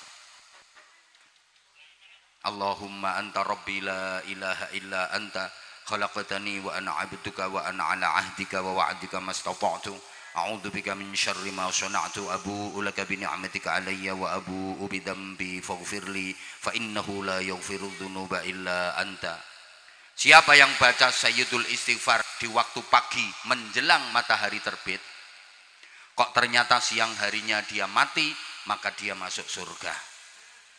Kalau Sayyidul Istighfar dibaca sore hari menjelang matahari terbenam, kok ternyata malam harinya dia mati, dijamin masuk surga. Bapak Ibu, sampean nanti rencananya matinya siang apa malam? Nah kalau nggak tahu ya berarti dibaca terus. Kok misalnya matinya siang, paginya udah habis baca. Oh kok matinya malam, sorenya udah baca, gitu loh. Muka-muka paham. Yang keempat, loh ini waktu yang kita dibatasi waktu sayang. Aku juga maunya sih berlama-lama sama kamu. Wa fi amwalihim haqqul lis-sa'ili wal mahrum. Dan di dalam harta kekayaan mereka ada haknya orang miskin yang meminta-minta atau yang tidak meminta demi menjaga kehormatan dan harga diri. Orang bertakwa yang dijanjikan surga itu sadar bahwa dalam rizki yang dititipkan Allah kepadanya ada haknya orang lain yang harus diberikan. Di sekitar kita pasti ada orang-orang yang sangat membutuhkan bantuan kita. Pasti ada. Baik orang itu meminta karena saking butuhnya, atau dia nggak mau minta-minta karena memang menjaga kehormatan dan harga dirinya. Ingat Bapak Ibu, yang kita dapatkan dari kerja keras kita itu pendapatan kotor, bruto. Yang boleh kita konsumsi itu yang bersih. Dari kotor menuju neto bersih itu ada proses namanya zakat. Makanya zakat itu maknanya pembersihan, minimal infak, sedekah, gitu loh. Halo? Lah kalau nggak dikeluarkan sama sekali, dapat rezeki diembat semua, itu orang geragas itu namanya. Kayak disuguh lemper, diuntal sak kulit-kulite, sak godong-godonge, sak biting-bitinge. Wong celutak. Masa dapat ikan lele kok dimplok sak ndase, sak rine, sak telek-teleke. Semoga-moga paham. Terakhir, Ya terakhir yo. Wah, kok loncat lanjut ae. Wong wedoke kadung kenaan terus ora gelem wis ngono kuwi. Wa fil ardi ayatul lil muqinina wa fi anfusikum afala tubsirun. Dan di bumi ada tanda-tanda kekuasaan Allah bagi orang-orang yang yakin. Belajar terus, belajar terus, belajar terus. Menambah keyakinan dan keimanan kepada Allah. Dan pada diri kalian sendiri juga harus diperhatikan. Apakah kalian tidak memperhatikan? Artinya orang bertakwa yang dijanjikan surga itu bukan hanya mengurusi orang lain, manfaat orang lain sampai melupakan keselamatan diri sendiri. Ndak, dirinya sendiri juga diperhatikan. Jangan seperti lilin menerangi lingkungan tapi tubuhnya sendiri terbakar habis, tahu-tahu mati belum sempat amal. Jangan sampai kayak gitu. Di samping ngurusi eksternal, jangan lupakan internal. Kepentingan diri sendiri juga diperhatikan. Ceramah terus sampai nggak mikir fisik, nggak mikir kesehatan. Makanya maaf banget, kadang-kadang saya begitu nyampe lokasi tempat istirahat, saya langsung minta istirahat sama panitia. Kadang ngobrol sebentar, saya langsung minta istirahat. Kayak tadi misalnya, saya kemarin dari Pekalongan, full sehari. Terus di Tegal ini 4 titik dalam sehari. Pagi, kemudian tadi siang, sekarang, habis ini masih ada jadwal satu lagi. Sehari 4 kali. Loh. Makanya maaf, begitu tadi saya nyampe tempat transit, saya ngobrol sebentar langsung minta istirahat. Kenapa? Kalau misalnya saya nggak istirahat, nuruti panitia diajak ngobrol terus, remuk saya, malah saya nggak bisa ceramah sekarang, gitu loh. Makanya saya minta istirahat, saya bisa istirahat, bangun fresh, bisa ceramah. Bukan karena sombong, bukan karena angkuh, mohon maaf panitia. Kadang panitia yang nggak menyadari, mohon maaf, gaya sombong, nggak gelem ngobrol sama panitia, bukan berarti nggak mau ngobrol. Tetap ngobrol dong, sebelum istirahat saya juga udah ngobrol, selesai istirahat tadi juga ngobrol. Lah kalau nuruti ngobrol sama panitia paling pertanyaannya itu-itu aja. Ada berapa jadwal di Tegal? Paginya di mana? Siangnya di mana? Sorenya di mana? Terakhirnya di mana? Nah, panitia juga harus paham dong kalau misalnya kitanya lagi butuh istirahat. Kita juga perlu istirahat. Jangan terus diforsir. Ada kok lagi ceramah ngeleles mati. Aku kan nggak mau seperti itu.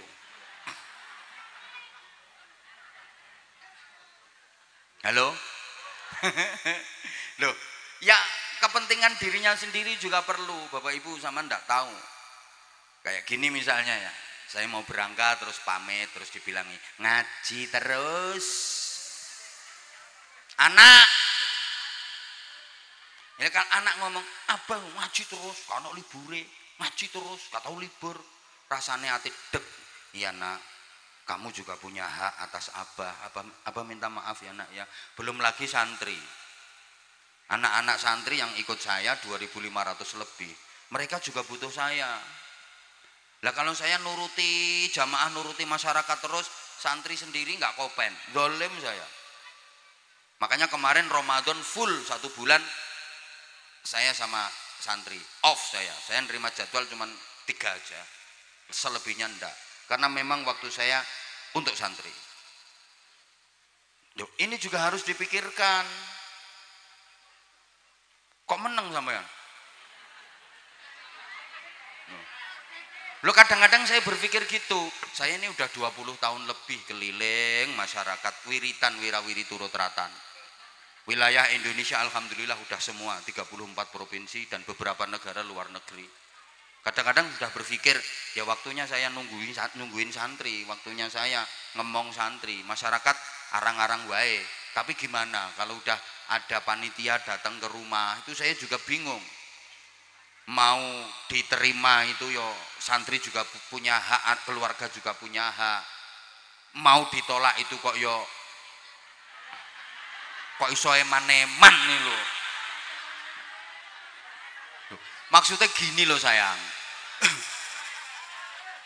Maksudnya gini, yang kalau waktunya longgar ada, saya sehat, masa diminta ngaji kok ndak mau gitu loh, kan eman.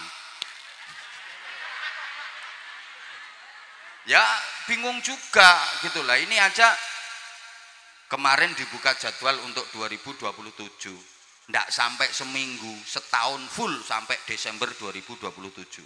Coba pikir, aku tuh juga heran, orang-orang itu kok nggak belenger, nggak bosen sama aku, padahal aku juga jelek, tampang juga nggak punya nilai jual, tapi manis sih emang.